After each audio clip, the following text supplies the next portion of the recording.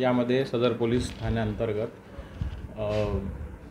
फिर्यादी नामक गोलू उर्फ संजय सिन्हा आहे। तो राहणारा नाईक तलाव बांगलादेश येथील आहे, पाचपावली एरियामधला।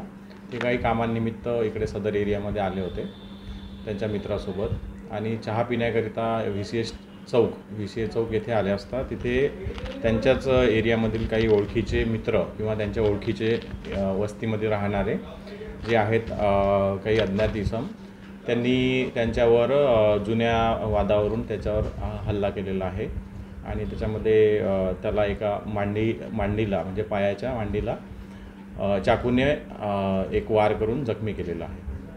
तर यामध्ये पुढील तपासामध्ये आपल्याला आणि त्याच्या दिलेल्या रिपोर्टवरून आपण पोलीस ठाणे येथे गुन्हा दाखल केलेला आहे।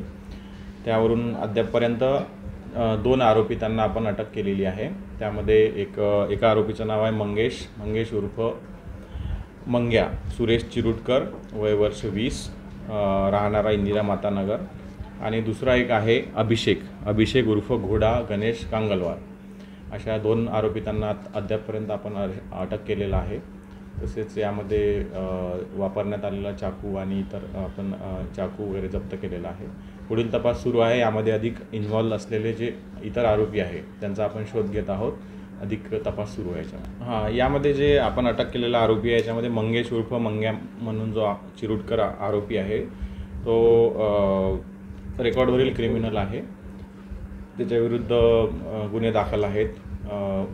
जो नाबालिग असतानाचा सुद्धा त्याच्यावर 2 गुन्हे दाखल आहेत आणि जो दुसरा आरोपी सुद्धा अटक केलेला आहे अभिषेक, याच्यावर सुद्धा एक गुन्हा दाखल आहे जो